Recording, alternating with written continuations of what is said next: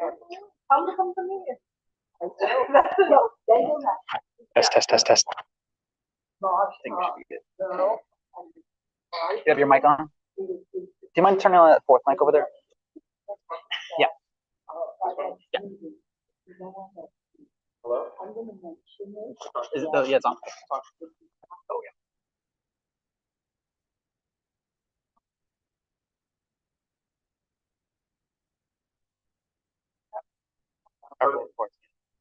We ended up not staying at the college. The line was so long. Yeah. So we just went yesterday. And no line. Yeah. I ended up getting from college. No.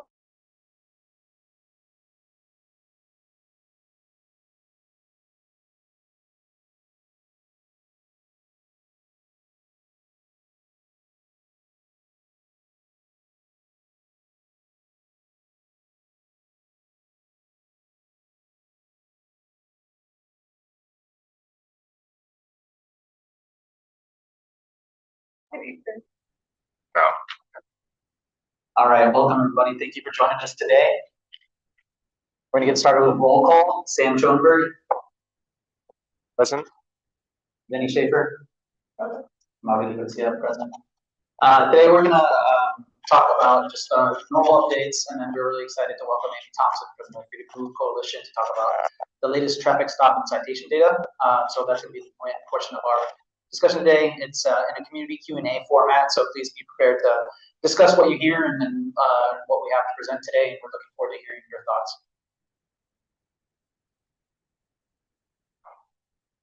No votes today. Any public announcements, so any community groups that want to let us know about any events happening or anything that they would like to announce? All right. Do you want to hear the icebreaker answers from anyone? Oh yeah, does anybody have a good icebreaker answer? The question was, being that it's Women's History Month, it's a great time to reflect on community builders. Who is a woman in your life that taught you the value of showing up for your neighborhood? Anybody wish to share? Please.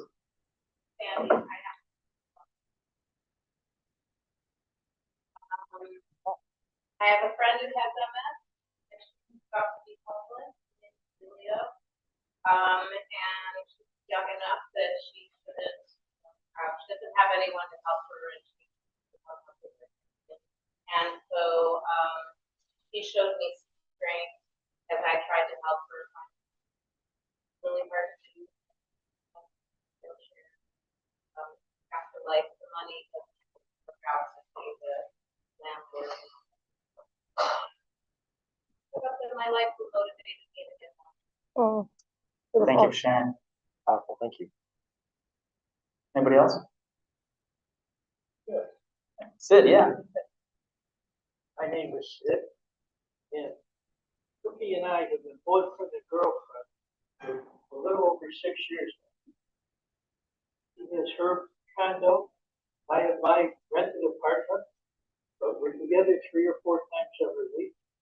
And that's a beautiful relationship, and the two of us now come to be free.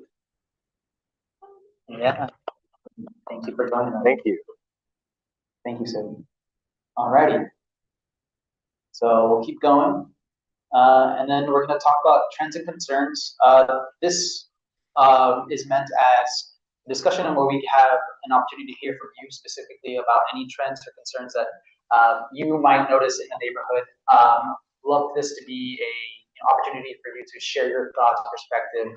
Some of the guiding questions that we have here is on your daily route, so to the CTA, work or school.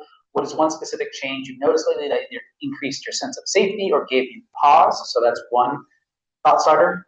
If you could redirect one safety resource to a specific trouble spot you pass, what is the location and would the best solution be an officer, a social worker, or a civilian team? And then the last one, what is one non-police improvement like better lighting, youth programs, or mental health services that would solve a safety concern on your block before it requires a 911 call? So given these questions, anybody think of any trends or concerns or anything that comes to mind when you hear anything like this, thinking about the community, your recent, endeavors out to the store, on CTA, anything like that?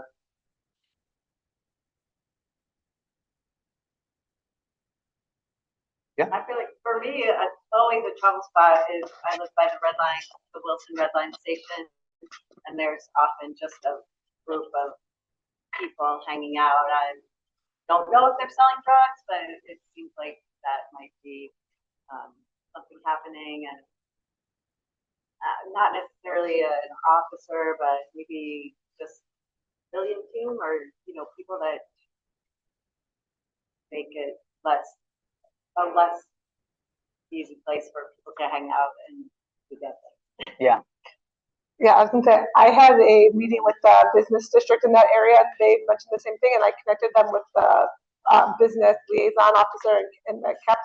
But we also had Andre Peden from the 46th Ward, and you had your hand up, so I'm guessing you have something to add to that.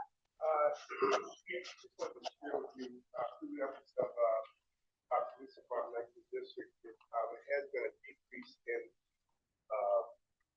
concerning activities in that area. They have made significant progress with arrests in recent weeks. We combination of a couple of more of the business owners cooperating with the CPD to minimize them using their spot as a hiding spot in and out, so they're more forced to be visible, give the police department more opportunity to focus in on them, and the result of that is very low decrease of hanging out there. Also with the what, so the volleyball ticked back up, but it has been significant, non-interest of them hanging out. They are being, a couple of them have been arrested, so the key individuals have been arrested. So they I sometimes think because there's a fire station right there, and in the summertime, those guys, I don't know if they can leave the fire station, but they're hanging out in the fire station, their chairs, chatting, and they could just walk up the street and then walk back, and it's kind of like a little deterrent if you see someone who looks official. There is also a plan we have second line district recovery, and that's how we stretch ongoing other crimes with the matter of lieutenant and sergeant captain has worked very closely with our office to address those issues of crime. During the summer we did when it was very unsafe, we didn't have an officer. It was out in the area where they could see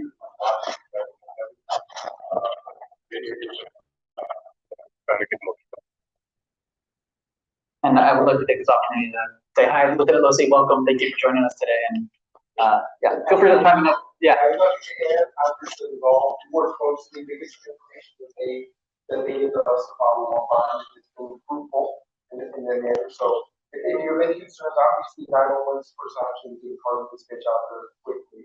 If you have any other concerns, you call the office and then they direct us through community policing or directly if they have any consulting that pass forward. We do dedicate a lot of resources. We're very well aware of the activity that's going on by the red line. I reach out to Mass Transit, they come over there and then we're trying to stay on the platform. So we're putting extra manpower there, watch manpower, like we are very well aware of what's going on. But again, it is the public way, so I just kind of I don't feel like I'm in pain. Yeah. It feels like so yeah, we're doing what we're legally allowed to do. If there's constitutional rights to the public way as well, but also if we identify any sort of criminal activity, we'll take enforcement action. And we have. We're able to do that.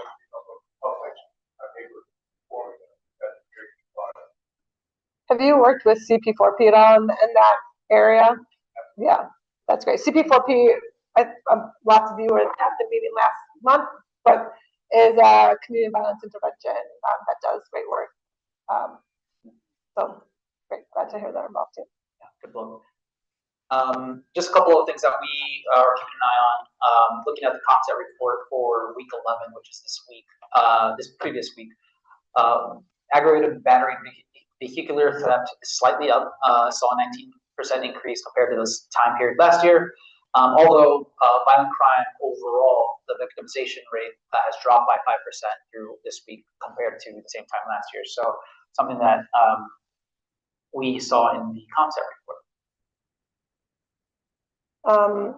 One other, last month, the end of last month, all district councils from across the city got together for one of our quarterly meetings. And at those meetings, one of the main goals is to identify trends and concerns across the city. Unsurprisingly, I guess, immigration enforcement was identified by a majority of district councils as a top safety concern in our police districts. So many months ago, back in November, the three of us joined our colleagues in signing a letter asking the commission to hold a hearing into understanding interactions between federal immigration enforcement and CPD.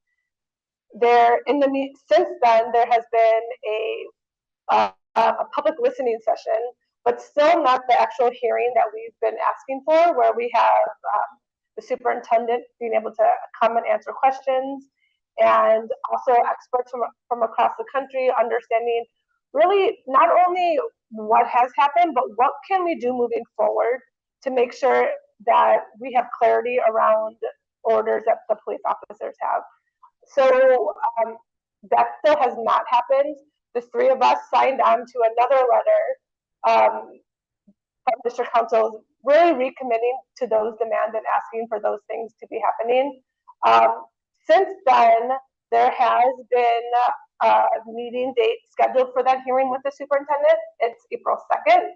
Unfortunately, that's both the second night of Passover as well as Holy Thursday. So I'm not sure what is happening, if that's going to be rescheduled or what the newest thing is. I tried to get an update and I have not heard anything yet. Any questions about any of that? Cool. Also just want to plug something that I saw in one of the alders newsletters regarding trends and concerns. We've been talking last month about an uptick in airbag theft. The 19th district is offering some type of, Lieutenant Melissa, do you want to talk about what this is? Oh, I'm sorry. The airbag. Oh, sorry. Didn't catch you up. Yes, okay, I can go with it. Caleb Burger, we can look at 20 district and the 19th district, pretty much surprised about Caleb. We did make a list about 3 weeks ago, an individual that wanted to go. With the help of all the citizens, we went with a great success story, saw what was going on, notified us to the restaurant there, the airbag does. We've seen it in Honda model vehicles for airbag. They get sold on the aftermarket to mechanic shop or a body shop or significant profit. So they get anywhere from $50 to $40 by still selling it. Honda, the target is a particular region.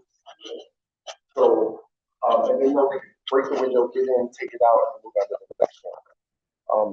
So to that end, we're just notifying the public that the steering wheel locks are a deterrent towards this. They might see it and then not try to take it out because the airbags are housed pretty deep into the column.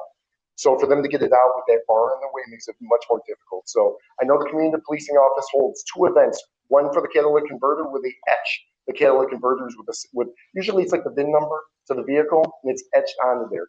Because right now there's no identifiers on those catalytic converters. So when we recover them, we don't know where they came from. So it would make it a lot easier and a lot better for prosecution if we know exactly which auto that was taken from. And then that way we know the rightful owner of that property and we can return some of the stolen property to them. So the CAP's office does hold catalytic converter with local mechanic shops where they do the etching. And also for the airbags, that the community policing office also has a stock of the steering wheel locks. So they also have an event coming up where they'll do that. So they'll announce all that stuff on the social media pages for the 19th District, Facebook, Instagram. But if you have any other information, just need any other information, contact the CAB's office, and we'll be happy to help you out, especially if you have any time of vehicles that are being targeted. So reach out to them, and we should have some in stock, and we should be able to supply people with Hondas those steering wheel locks. Thank you, Lieutenant.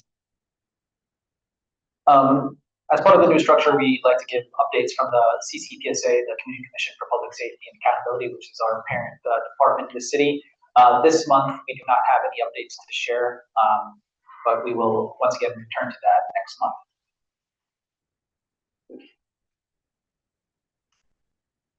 Okay, shared last month that CPD released the executive summary of the workforce allocation study. And by now I was hoping that the full study would have been out per the ordinance. The full report must be released within 10 days of receipt. It is still not posted or has been shared, but just wanted to make that public. One of the things that we're still on the district council workforce allocation study working group, and we really thought about what we can do as a group to make sure that once that this study does become public, it doesn't become just a report that sits on the shelf and gathers dust. Like, we want to make sure that we understand the steps that CPD is taking in order to follow through on some of the recommendations, and understand, like, what does CPD think about the recommendations as a whole. So yeah, we're really trying to establish a structure to make sure CPD is accountable for transparent decision making and implementation with workforce allocation studies. So more to come on that, and hopefully, if anyone has any ideas also on what that could look like, I'm very open and interested in hearing your ideas now or after the meeting. But yeah, I just want you to know that this study, I think, is really such an important study, because it's really looking at how officers are allocated, and looking to make sure we're putting officers in positions where officers need to be, and then looking at what positions make sense to civilianize, and make sure we're using our resources in the most appropriate ways. So one more time, the request is, if you have any ideas on what you'd like to see district council members do in order to make sure that this report gets put into practice, please reach out to me, or if anyone has an idea that comes to their mind now, I'm happy to hear it. Yes.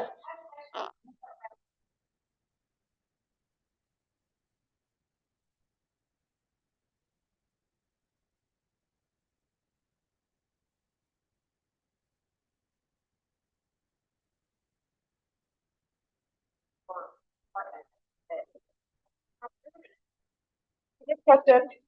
You know, when you guys put these questions out to us, I'm just Yeah, no, that's a great question. Yeah, that's a great question. So I think ultimately, you know, there's lots of people. The department has a lot of influence, a lot to say over what happens, but there's also the mayor who, you know, can make sure that his ideas or his influence is heard in what recommendations are followed. And there's also city council, who can do things like hold hearings into understanding how much progress has been made, or like what the reaction from CPD is and what recommendations they're going to implement. We do know that this is a very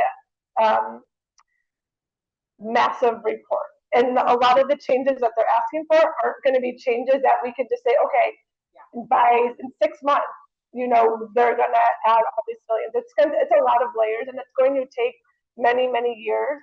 But I think my concern is making sure that we see the progress happening along those many years, and we understand that things are being done along the way, and that we understand how decisions are made.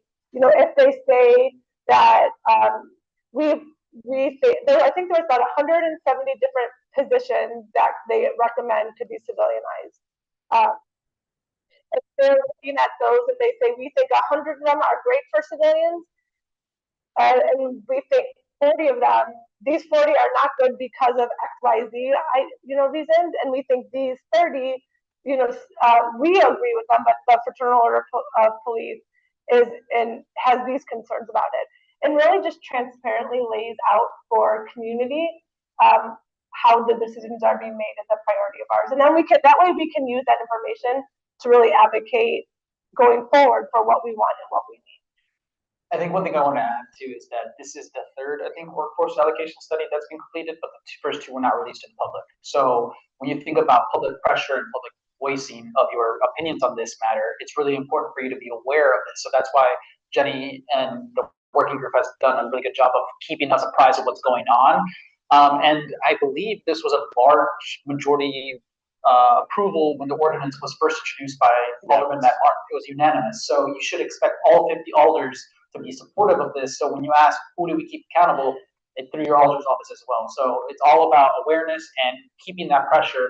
Yes, it's been 2 years since that ordinance was put into city council, but that's why we gotta keep pressing. Yeah, I think a great action step is to call your alderman and say, what are you doing to make sure that, CPD is accountable to some of the recommendations? And not to add yet more options, but I also think this is where district councils can play a role in driving the public conversation over how our police department is run. This entire structure of elected police district councilors like us, the Community Commission for Public Safety and Accountability, was put in place so that community members and neighborhoods would have more of a say about how the police department is structured and how we are policed, and doing that in conversation and in tandem with the police department. So while the direct controls that the commission, for instance, might have over implementation may be limited, there are probably lots of opportunities there to push as well. And I will just tout Jenny's work in keeping a laser focus on this issue, on asking for additional information from CPD and the city on the progress of the study. There's a working group of district councilors who have been meeting quite consistently, led by Jenny, to make sure that there's transparency around this study and that we're actually pushing it forward. And this is a place where district councils and the commission can play a role as well. And you can play a role through us with that process. No, but great question. Thank you for asking. Okay. So speaking of the commission and district councils, I wanted to give an update on the thanks. Yeah. So this is actually what I find to be a useful visual of these two different bodies and how they interact with each other somewhat. So as you know, we are the 3 elected district councilors from the 19th Police District, which is the pink one in the top right corner there. There are 3 elected district councilors in each of the 22 police districts in Chicago. We have a sister agency, I'm actually not even sure how to phrase it, but another body called the Community Commission for Public Safety and Accountability, rolls out right off the tongue, or CCPSA. That is a 7-member citywide commission. And these 2 sets of institutions are designed to really give feedback to one another. And I want to talk about the process for what the CCPSA is and does, and how it's chosen who gets to sit on that. So if we can go to the next slide. And this will be a review for many of you who are in the room, but just in case you want a refresher. The CCPSA, where the district councils, our main responsibility is to hold these meetings. We are mandated by law to hold monthly public meetings, to work with our local police commander and with the police command staff to raise local public safety and policing issues. The CCPSA is a citywide body made up of 7 members, and they have some oversight authorities over not just the police department, but also the police accountability agencies. And that in Chicago involves the Civilian Office of Police Accountability, or COPA, and that's the body that investigates allegations of police misconduct or investigates officer-involved shootings. And then there's the police board, which adjudicates some claims of police misconduct. So after COPA investigates, it is often the police board that will decide, under certain circumstances, what discipline should be meted out. And they also have a role in policymaking. The CCPSA has roles involved in all of those agencies. So CCPSA, under the ordinance that created it, the CCPSA is the body that, when there's a vacancy at the head of the police department, superintendent, it's the CCPSA that nominates 3 candidates to the mayor, and the mayor can only choose from among those nominees for who will lead the police department. And the CCPSA has to hold hearings in all parts of the city. It goes through a rigorous process. And we have Larry Snelling as the superintendent of CPD today because of this process that the CCPSA led for the first time in 2022, 2023. They also choose the head of the chief administrator, and they actually just exercised that power for the first time because there was a vacancy for the first time since that body was created. And the person they chose was confirmed by the city council just within the last week. And they also choose or nominate the members of the police board to the mayor. So they select the leaders of a lot of these roles.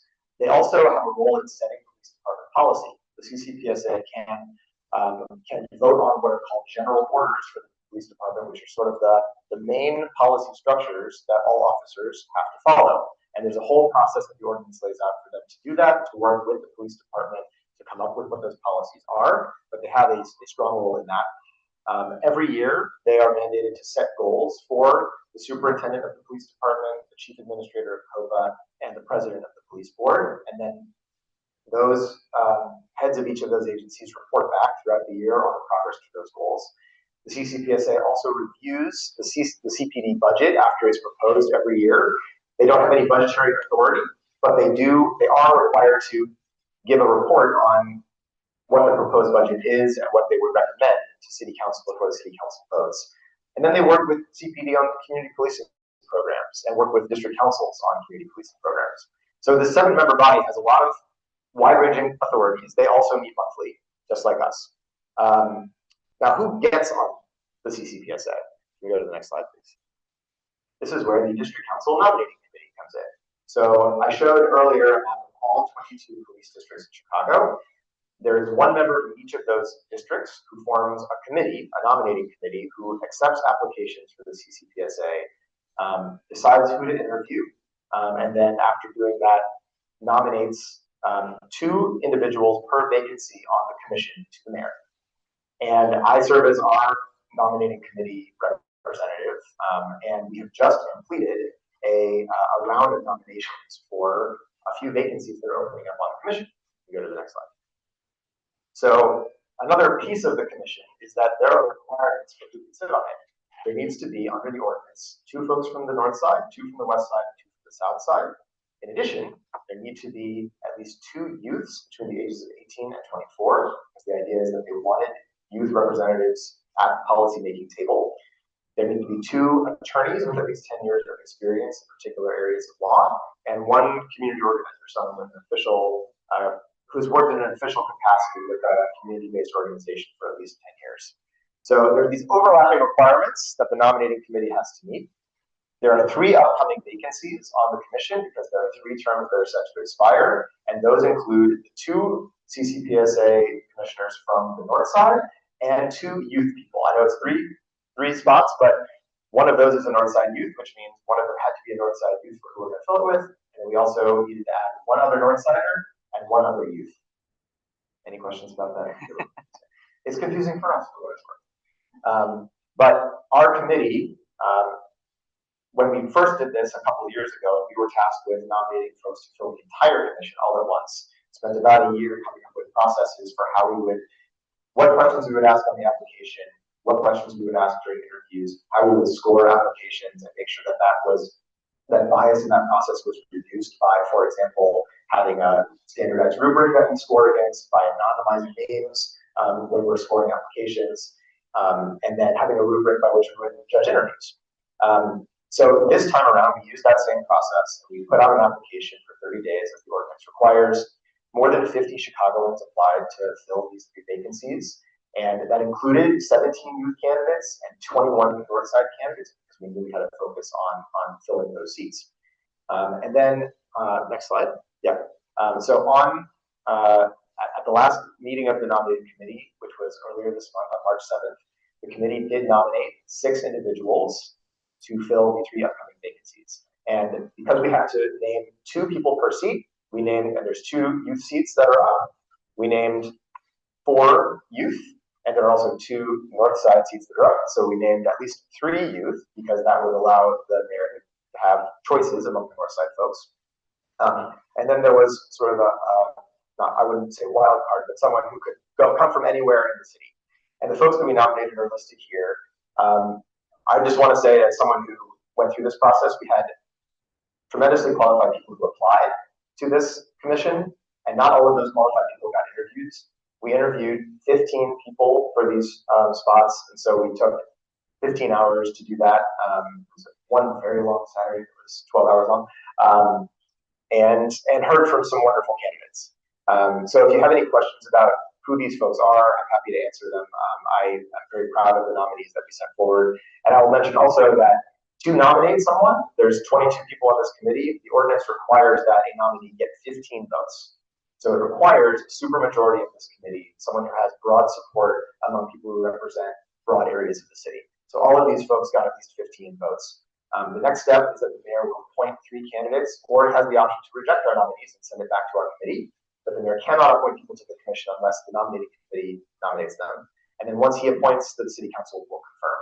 And I was one of the leaders of the nominating committee over the past few years, and myself and a few of the other working group liaisons of the committee are meeting tomorrow with Gary Gatewood, the deputy mayor for community safety, to discuss our process, much like we're doing today, answer any of the mayor's questions. So hopefully we'll be able to get some good nominees through. I just want to take a minute to really highlight all the work that Sam did on this. It was a tremendous amount of work, and it took, trying to come to a consensus with 22 different people who have very strong beliefs in what public safety should look like. And Sam really was a leader in all of that. So and not only a leader, but really led well and was respected by everyone. Just wanted to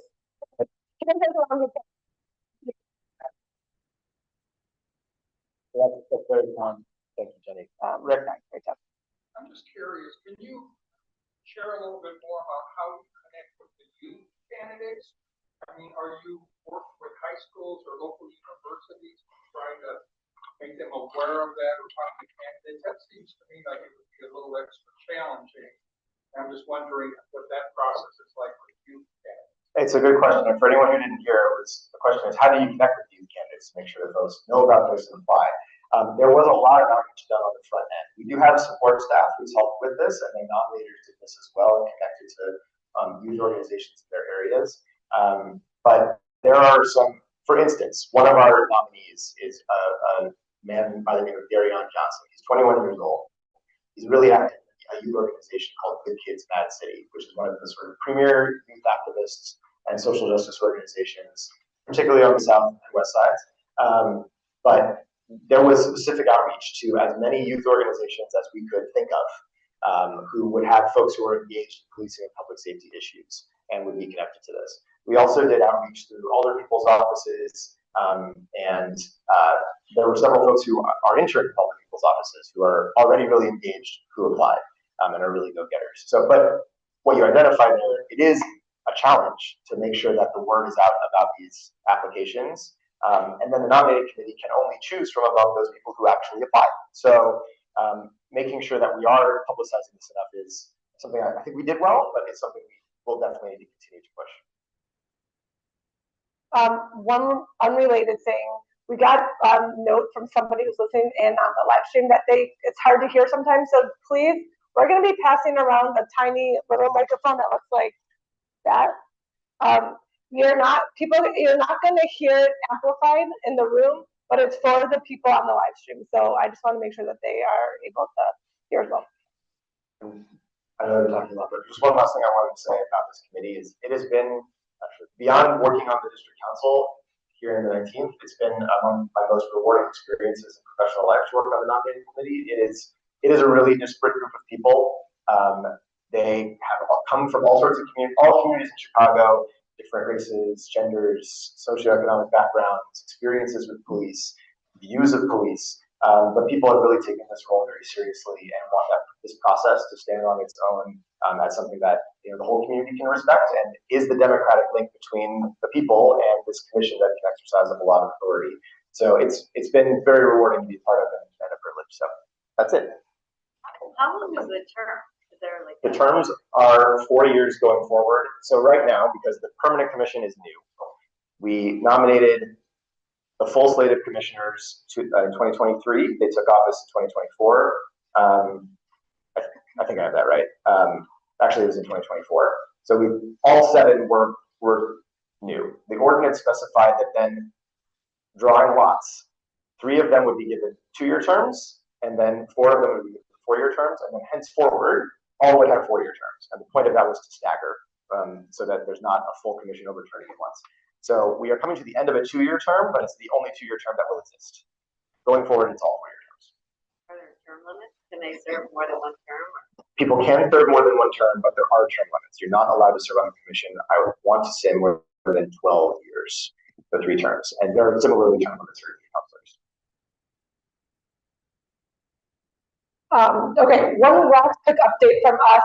One of our fellow colleagues, Deanne McGill in the 7th District, invited some of us to attend a webinar about a new piece of legislation that's going through the state that I thought was really interesting and just wanted to share with you all real quick. It's called the Responsibility and Firearm Legislation Act, RIFLE.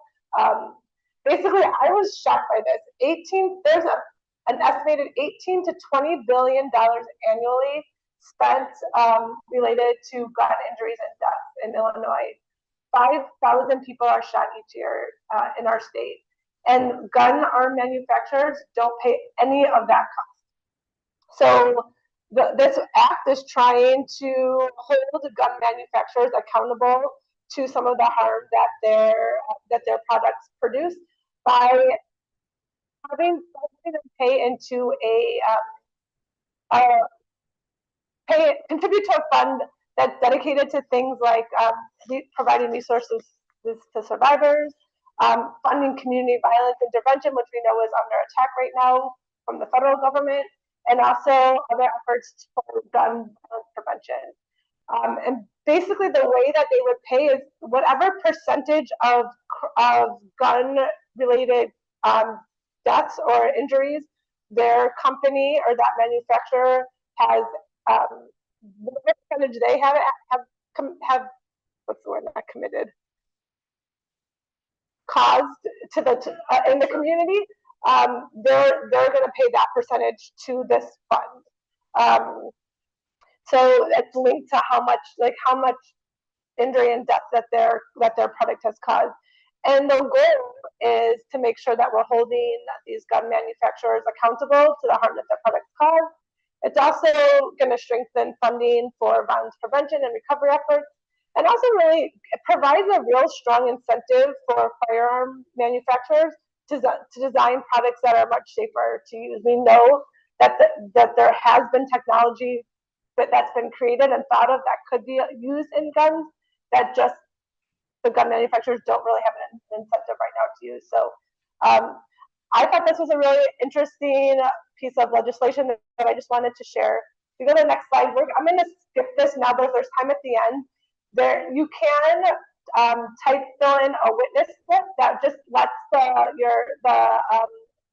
the government know that you are in support or not support. So take a minute, fill it out. We can also throw this in at the end. And I also just wanted to share one more thing. There is an advocacy day. It's on May 8th, where people will be going down to Springfield. I'm interested in doing this. If anyone wants to learn more and possibly join me, feel free to reach out. Just wanted to share that the legislative sponsors right now that are within our borders are Representative Margaret Crook, Senator Sarah Feigenholz, and Senator Mike Simmons. So there are a couple different representatives who I think we could get their names added to this list to make sure that it passes. So another thing, just another person to add to a list of people to call. Question.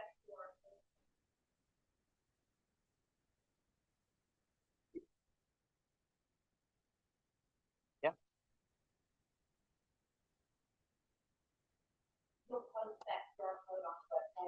Yeah, so all of our presentations are going to be available online. So just go to the monthly meetings tab, and then there'll be a link to the presentation.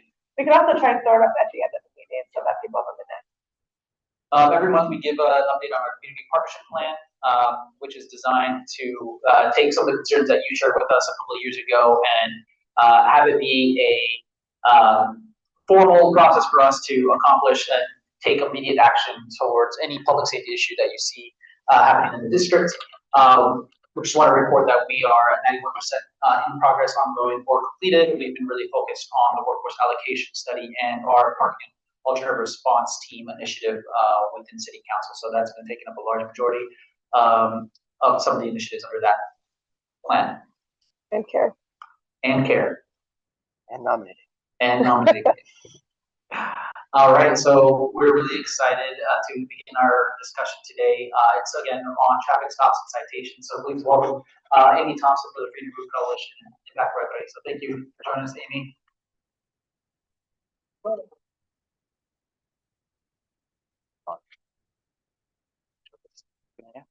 So like I mentioned at the beginning of the meeting, we wanted to have this be more of an interactive Q&A type session with the community. So when you're thinking about traffic stops, thinking about driving in the city, just to start off, what makes you feel safe as a driver, or what makes you feel unsafe? If you want, you guys can turn to your partners and turn to someone sitting next to you, or in the, and talk to each other real quickly to think about that. This is the interactive portion.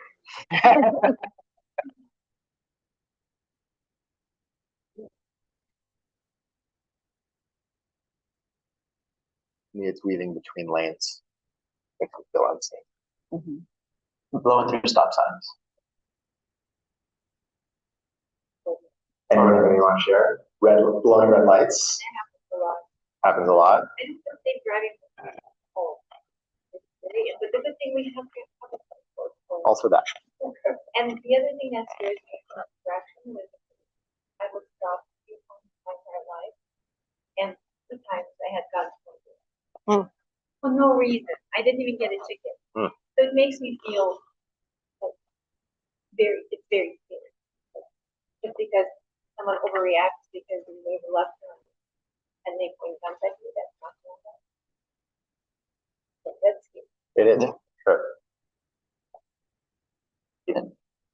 Anybody else?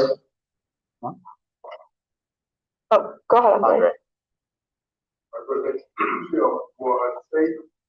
I'm nervous when those scooters come around. Lord forbid, I don't see them and they just die in and my insurance goes up. I'm concerned it's not hurt down. Very scary. All right. Here it is, yep. Well, we wanted to have that as a community point before we get into our main topic about traffic stops and citations. So now is the proper time to turn it over to Amy. Here. Yes. There you go. Hello. Hi, everybody. Thanks so much for having me. My name is Amy Thompson. I'm one of your neighbors. I'm also a 19th district resident, so glad to be here with neighbors. I'm also staff counsel at a nonprofit called Impact for Equity. We do law and policy work related to the criminal legal system. I'm here today on behalf of a coalition called the Freedom Move Coalition, which is an alliance of community and advocacy organizations in Chicago focused on making a safer and more racially equitable system of traffic safety in the city. And given that, in the recent years, traffic stops has become a huge priority for our coalition. So excited to talk to you a little bit today about what our research into traffic stops has shown and where that's led us to thinking more about what solutions Chicago could implement to make a more racially equitable traffic safety system. And just a quick note that we are going to have more questions for the community in between some of these slides, so stay tuned. Get ready to participate. All right, so I really want to talk about the types of traffic stops that I'm talking about today. So all the data I'll be discussing is specific to what's called traffic stops made by the Chicago Police Department. And so that's stops made for a moving violation. We talked about running for a stop sign, also equipment violations. So that's things like having an out headlight or taillight, or licensing and registration violations. And a lot of that is having expired registrations. Any of these stops could also be what's called a pretextual traffic stop. So that's when an officer uses a violation of the traffic code, typically a minor violation such as expired registration, as an excuse to pull someone over when kind of the true underlying intent is to investigate for other signs of criminal activity that they may not have the legally sufficient, reasonable suspicion of to pull someone over for that crime. If an officer does have that suspicion, in many cases, they can pull that car over without stopping them for that traffic violation. So we're not talking, so those are different types of stops. That's not what we're talking about here today. You know, if, those types of stops, say for carjacking or for robbery, is a different type of stop, and that won't be included in the data. These are specific to stops that were made for a traffic violation. All right. So first, we're going to talk a little bit about citywide data, and then we'll get into the 19th district specifically. So traffic stops in Chicago have skyrocketed in recent years. From 2015 to around 2019, stop numbers shot up, increasing by about 700% in that 4-year period. In 2024, which is the latest data that we have reports available for, CPD's reported traffic stop numbers dropped by 45% to just under 300,000, which is good. The decrease, we believe, in traffic stops is good, but unfortunately concerns remain due to the tens of thousands, hundreds of thousands of stops that seem to be unaccounted for in CPD's reported traffic stop numbers. So in recent years, increased scrutiny over the traffic stops has revealed that CPD has undocumented and underreported to state regulators its numbers of traffic stops, searches, and contraband recovery.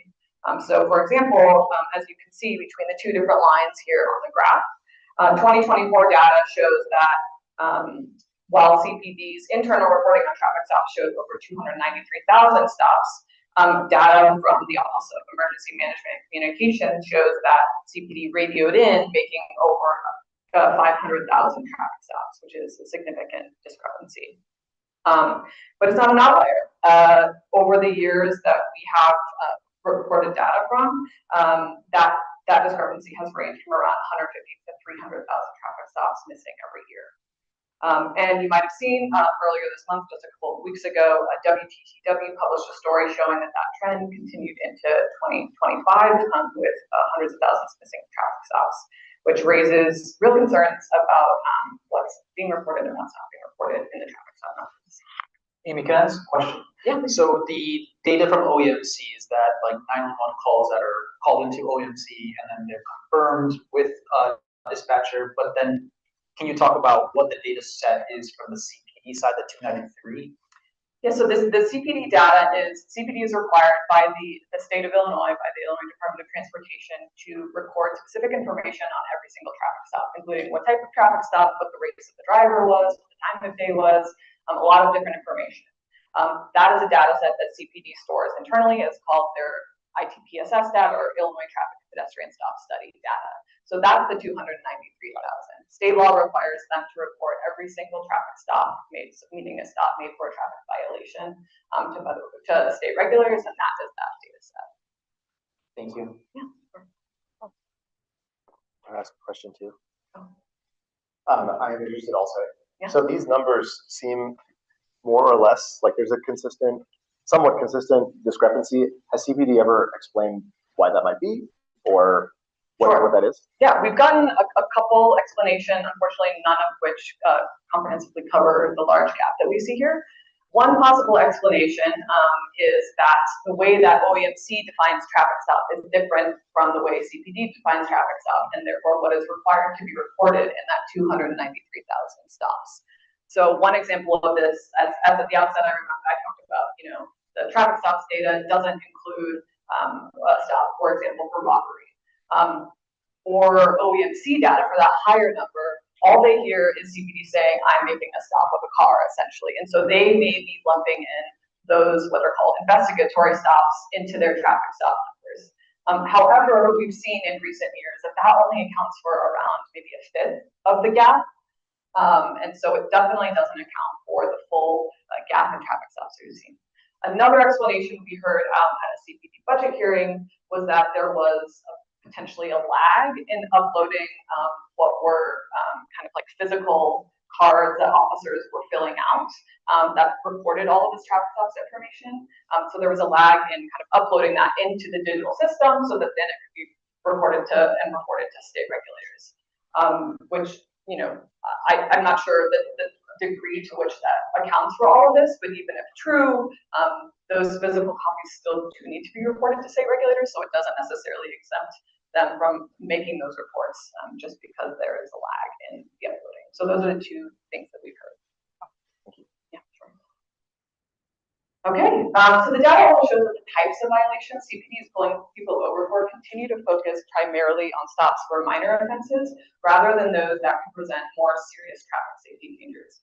So you can see that in 2004, over 75% of the stops made by CPD were for moving offenses, which is the category of offenses most likely to be more dangerous driving behavior and encompasses a lot of the things that you all said make you feel unsafe on the roads. Yet when stops began increasing in 2015, CPD began to focus more on making stops for non-moving violations, namely equipment and licensing and registration violations. After 2015, you can see equipment stops ballooning, and after 2022, licensing and registration violations took the lead for the largest category, which in 2024 accounted for nearly 45% of all. And when you look at the specific individual offenses people are stopped for, in 2024, over 65% of traffic stops were made for either having an unlit or broken headlight or taillight, or failure to have valid or properly displayed registration plates or tags. CPD made stops for more dangerous offenses like speeding much more rarely, which comprised only 1.5% of all traffic stops. But beyond being ineffective, CPD's traffic stops raise concerns because they disproportionately harm our Black and Latino drivers, neighbors, and communities. In 2024, Black drivers were around 29% of the driving population, but they were nearly 45% of stops, over 66% of traffic stop searches, and over 56% of those arrested from traffic stops. Latino drivers were overrepresented in both stops and arrests, being around 29% of our city's population, but 34% of stops and 38% of arrests. White drivers, on the other hand, were underrepresented. Despite being 33% of the city's population, there were just around 15% of traffic stops, 3.4% searches, and around 5% arrests. And with these racial disparities, it's really important to understand whether traffic stops are even meeting the aims that they are in theory intended to address. So the two key justifications for increasing traffic stops are one, to improve traffic safety by addressing dangerous driving, or two, to detect non-traffic crimes. So looking at the stop outcomes helps us understand to what degree traffic stops are really meeting those goals. So with respect to traffic safety, we've already seen how the majority of stops are for registration and equipment offenses, not necessarily the more dangerous types of driving behavior that we see. Another piece of information that kind of lends itself to that discussion is the citation rate. So the citation rate for CPD's traffic stops overall is quite low. In 2024, 8.6% of traffic stops resulted in a citation. And while that was an increase from 2023, it's still far below the rates of Chicago, say 10 years ago, which was around 70%. And other major cities, for example, New York City cited drivers in over 80% of stops in 2023. When it comes to crime detection, the data also shows that the strategy of using stops for minor traffic violations as a pretext to stop the person and fish for evidence of criminal activity does not work. In 2024, across nearly 300,000 traffic stops, just 4.5% of traffic stops resulted in an arrest, 1.3% resulted in recovery of illegal items like drugs, alcohol, or weapons, and more specifically, 0.75% resulted in recovery of a firearm. Can I just ask a question, please? So just looking at that data in 2015 is when we were more consistently pulling over for what we used to know as traffic stops, correct? Yeah, so that 2015 is when traffic stops really skyrocketed in Chicago. So in 2015, there were around 85,000 stops then, and we believe that's when the kind of shift to focusing on pretextual traffic stops like we talked about. Right, so that's why we see a significant decrease in the traffic stop resulting in the citation, because we're not being pulled over for like the stop signs and the speeding and the drunk driving. Right, correct, exactly. Yeah, the focus of the stops tends to be more on looking for criminal activity rather than addressing the dangerous driving behavior potentially through a citation. Did 2015 align with new leadership, like new superintendent in CPD at that time? That's a good question. We did look into that question and we weren't able to find any significant trend lines in terms of the full shift from 2015 down through 2019. There were multiple administrations during that time. Yeah. Okay. Right. And I want to talk a little bit more specifically about traffic tickets. In February, our coalition put out a fact sheet that dug more into what traffic tickets look like in Chicago and the racial disparities we see in who is given a ticket. And part of that included a focus on the 19th district because we wanted to look at, for the districts that had the largest white population, what is the racial breakdown in who is receiving citations in those districts. So the districts, we did find the districts with the largest white population had a majority of traffic tickets that were going to people of color. So as you can see on the graph on the left, white people make up around 72% of this district's residents. And yet they only accounted for around 25% of the citations. On the right, you can get a sense of how traffic citations are distributed across the city. And the 19th, while it's not the highest district, it is one of the higher districts, or I should say districts distributing the higher number of traffic tickets compared to other districts across the city. Yeah. Go ahead. That's entirely possible. Yeah, obviously the 19th district is a larger district than others. But when you compare it to, say, the 16th, which has an extremely large area, it's almost 3 times the amount of traffic tickets there. So it doesn't entirely explain why the higher number of traffic. I was just going to try to make this personal to myself as a Mexican American living in the 19th district. I don't have a car that I drive regularly, but it's really concerning to me to see that I'm one of 10 persons in this district, yet I'm over a third more likely to get a traffic ticket compared to my different race neighbors. So it's really concerning, and it's really very salient point that the Freedom Move Coalition is making. I also want to add to it, there may be, I agree, and also this observation, it's hard to tease out a cause for many of this. Like, for instance, there are a lot of drivers that are driving through the 19th district a lot because we have Wrigley Field, the Clark corridor, the Halsted corridor, the difference in population, the folks who are being stopped here might not be those who live here, but the disparities I find really concerning as well, regardless. And also, Lieutenant Losi, I do not mean to call you out, and you are not here to speak on behalf of all CPD, but I did want to give you the opportunity now or later to give your perspective on any of this as well. Yeah, I'm just here to bring out first of the policy.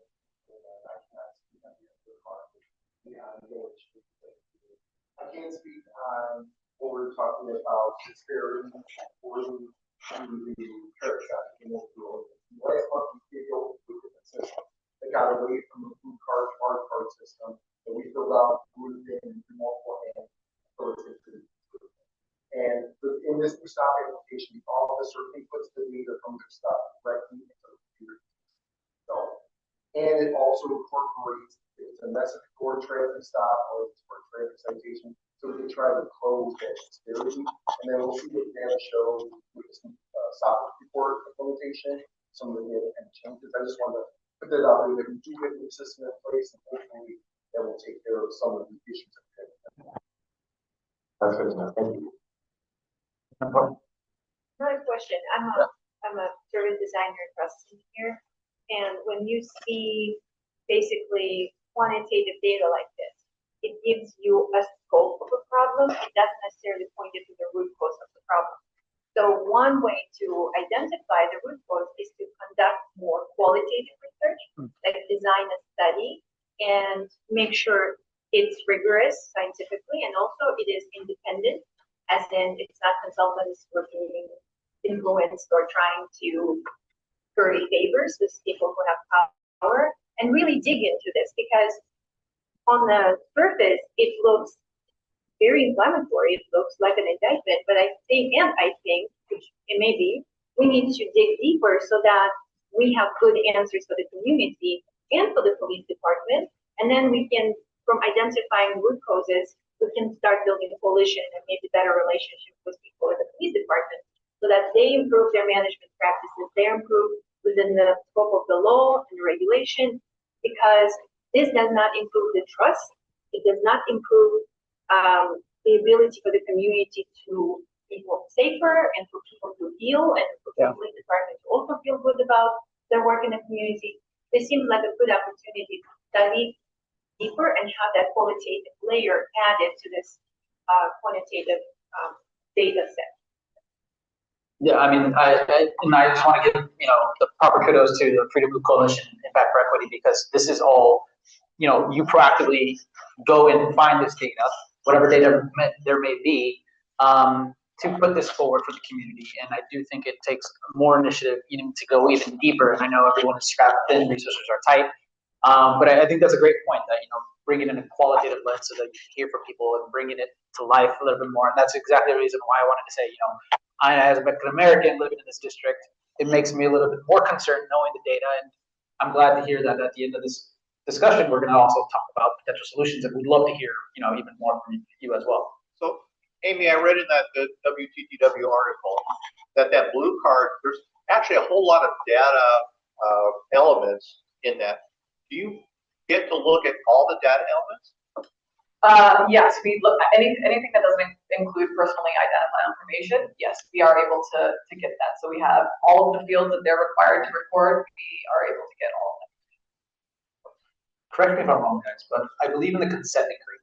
The federal mandate to look at the CPD's practices. I think one of the paragraphs is to audit the way that CPD collects, uses, and stores data. So that's another big reason we've been such huge advocates of continuing for progress on the consent decree, because I can only imagine so many of the fields were left empty. That in our FOIA request for information, we only get half of what we ask for. And so the data, to your point, the data practices are actually very poor. So that is another big puzzle piece to this, to every single one of the public safety issues, I would say, that we have. There's always that data component that it just feels like we're missing tons of puzzle pieces.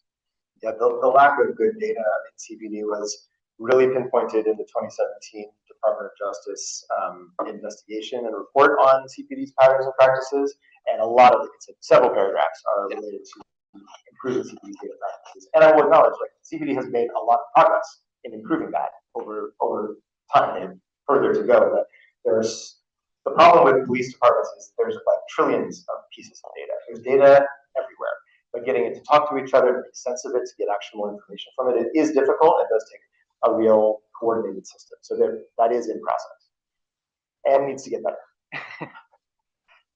Great, just a couple more slides and then I think those get into your discussion.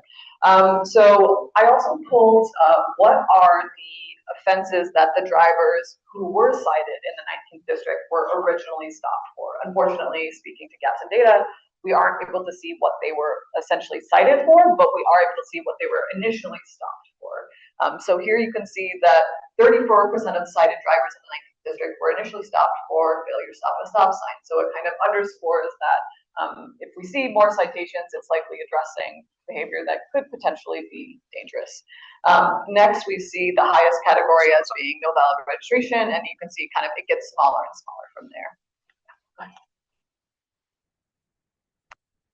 All right, so I mentioned, we've really been talking about 2024 data. I'm in the process right now of drafting our 2025 CPD traffic stops data report. So I wanted to give you all a little sneak preview of what the 2025 data in District 19 looks like. So in 2025, District 19's traffic stop numbers declined by about 19% to around 8,300. As in prior years, we see some significant disparities in those stops compared to the share of people who live in that district. So Black and Latino drivers each accounted for around 31% of the district stops, despite being a much smaller shares of the district's populations. White drivers, on the other hand, were just around, I believe it was 25% of stops, despite being nearly 72% of the district's residents. The district stop types are somewhat balanced across the three categories. So moving stops made around 35% of stops, licensing and registration around 35%, equipment stops nearly 30%. But that still does mean that around 65% of the district stops were non-moving violations.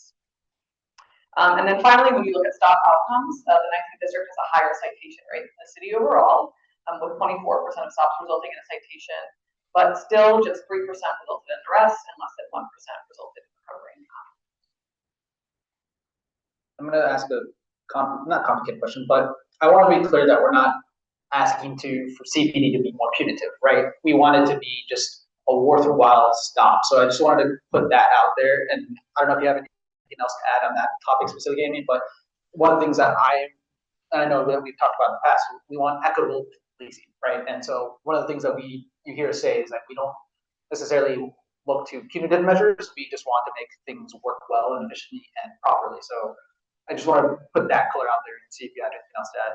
Yes, yeah, I would agree. And I think when we talk about what are the overall share of stops that result in a citation for us, that really is an indication of what is the reason the stop was made in the first place, rather than we want it to be 100% citations. That's not necessarily our intent. It's really to get a sense of how important was the stop, how kind of severe was the driving behavior underlying this stop. And with respect to the percentage of stops that result in arrests, say, we would want, if there is going to be an enforcement action taken, it's because something really dangerous is going on that potentially might need an arrest. So I think that's for us why a significantly low arrest rate is important to look at, because it says, what is actually happening in this scenario, and what required this type of response or did not require that response. And just to kind of add to that, one of the things that we're always looking at is making sure that officers are using their time most efficiently, most effectively. And if we want officers to be able to be, out in community and talking and walking on the beats, making sure that the traffic stops that they are doing are for things that we feel are adding to safety, I think is important. Completely agree. All right. Well, we got started a little bit early, but some of the Q&A thoughts on this. And please, really looking forward to you guys speaking up and giving your perspective. But try and wait to get one of the microphones running after. Also, if you see one around near you, feel free to grab it. Yeah. So thoughts on questions. How do your experiences differ from other people who have been pulled over? How does the data compare to what makes you feel safe as a driver? And why do you think these types of citations are given the most?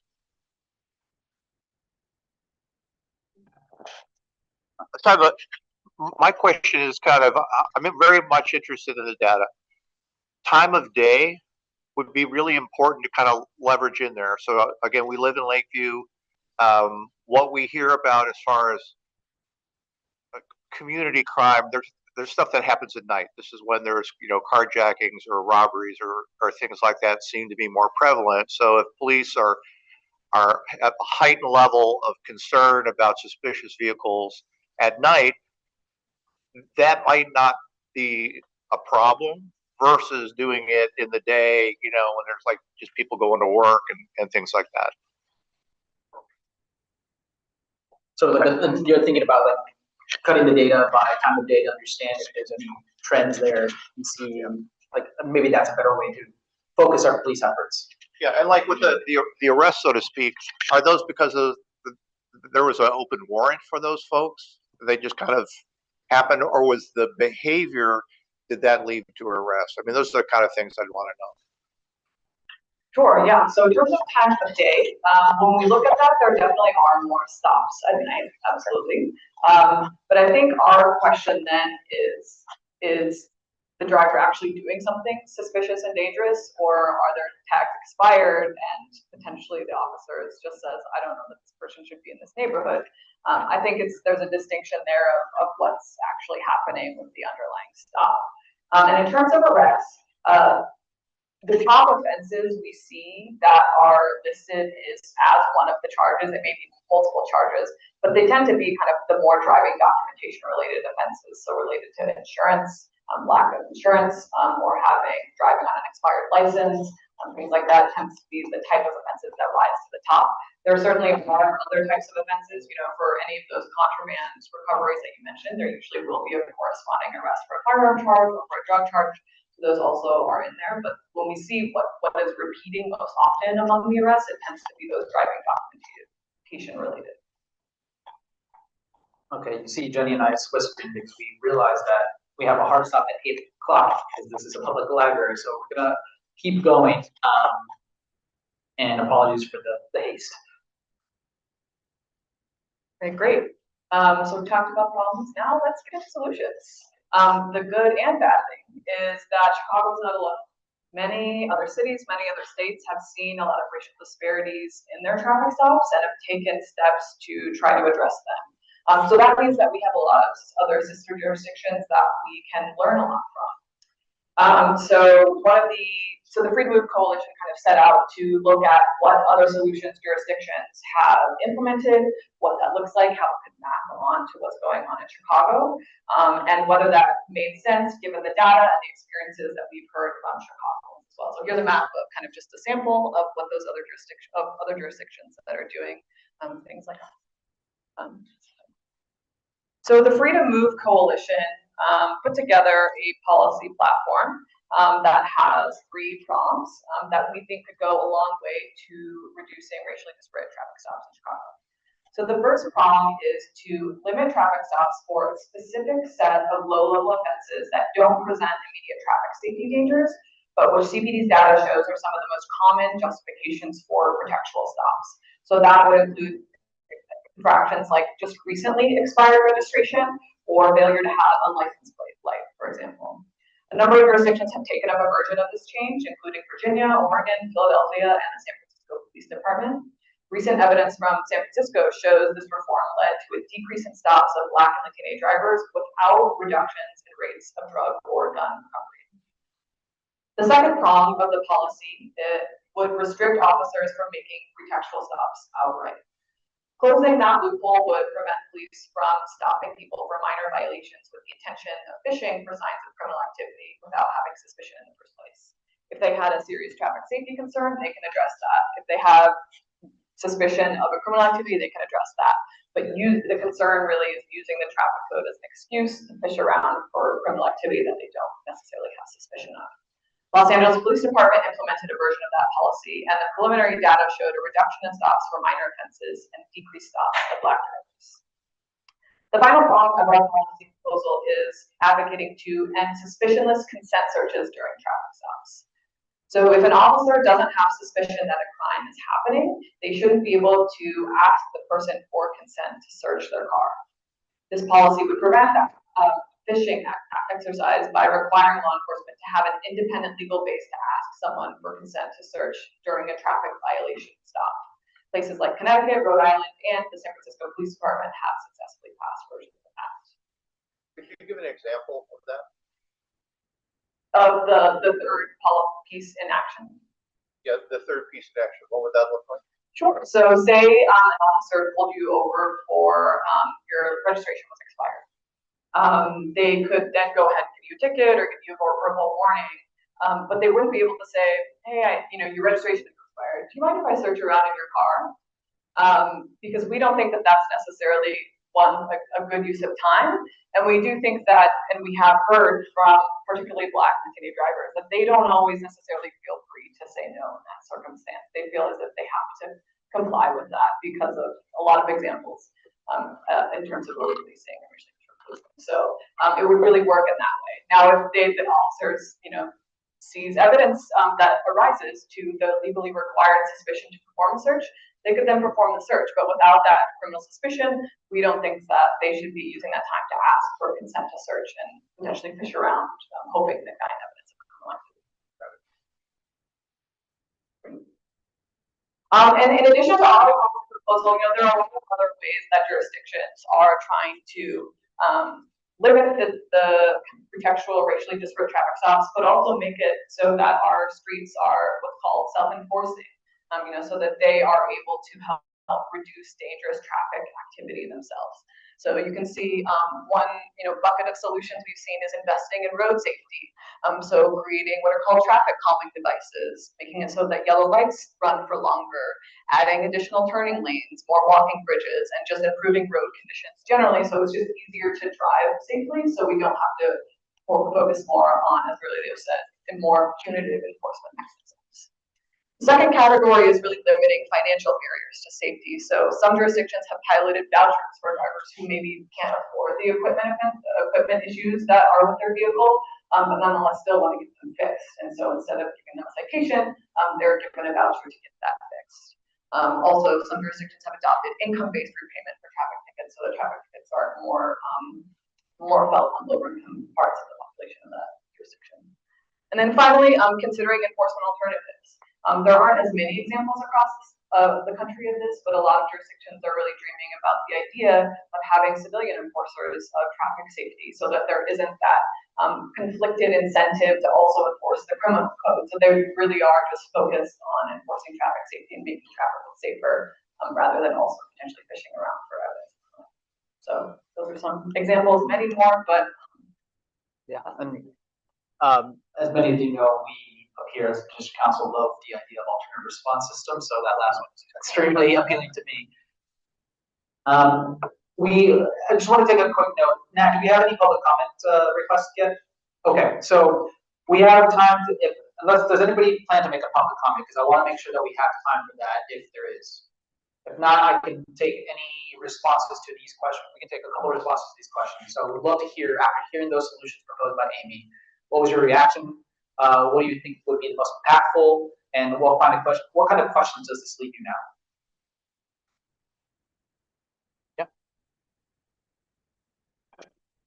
One person here, I know to ask for the mic. So my reaction was actually maybe to the police officers of, if you're pulling people over for low level infractions, it seems like it's a lot of time consuming. It's a time consuming activity when they're so short staffed and needing police all over the city. So it seems to me that, you know, stopping people for an expired sticker on their plate is kind of a waste of time for the police, and that somebody else could be doing that in a different way. Thank you. Anybody else? Rick Wilmington. I just want to say that I feel positively about these solutions that you were showing, and I also just kind of wanted to maybe look deeper into the framing of the latter ones as long term. And you know, I know that, for instance, when it comes to road safety, this is becoming relevant now in the 19th district because the Chicago Department of Transportation is doing a study of Inner Lakeshore Drive, and they presented, you know, the preliminary results of that, and you know, kind of similarly presented road safety investments as long-term solutions, and some demands are coalescing around some quicker-term solutions on that front, like paint and post, which is a term I learned recently that just refers to essentially like painting and putting up like, you know, small little plastic barriers that would kind of just physically prevent a car from hitting a pedestrian on a part of the street.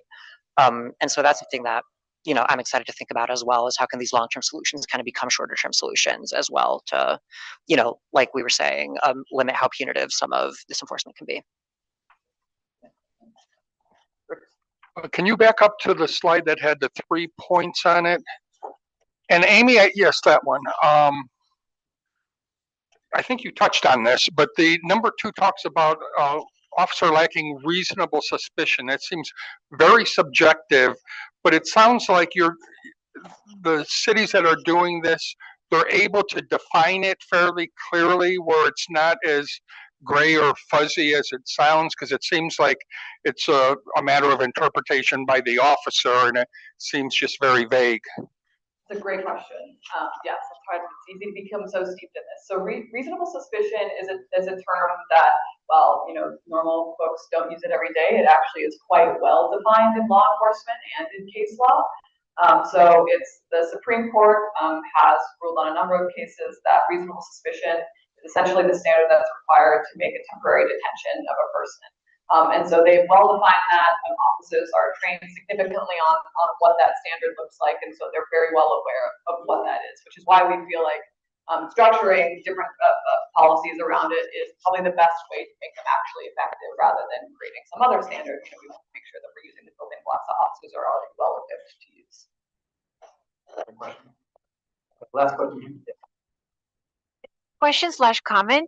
I think this is a really good a summary of thinking about public safety in non-punitive way, combining design, which, you know, infrastructure design, road design, signage, understanding that we now have generation of drivers that are distracted by their phones, by the equipment inside their vehicles, right? So we do have the tools to understand that, and it also requires mindset that, you know, if all you have is a hammer, every solution looks like a nail.